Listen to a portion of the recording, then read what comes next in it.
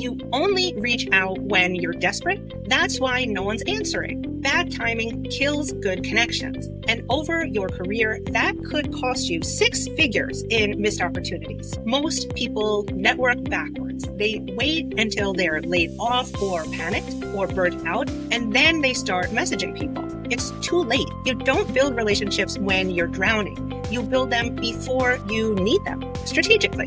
Let's talk about Musashi. Miyamoto Musashi, a samurai and a strategist, won dozens of battles not by strength but by timing. He wrote, "Know the rhythm of any situation. In your career, rhythm is everything." Musashi's principle is this: don't rush, don't fake connection. Instead, watch, wait, and move when the timing is right. That's when real opportunities open. I had a client who followed a VP on LinkedIn for weeks, commenting, engaging. When the VP shared a post asking for feedback, she replied thoughtfully. The VPs then DM'd her. They met. 2 months later, she was hired for a consulting gig that paid okay in 3 weeks. Why? Because she moved with rhythm, not panic.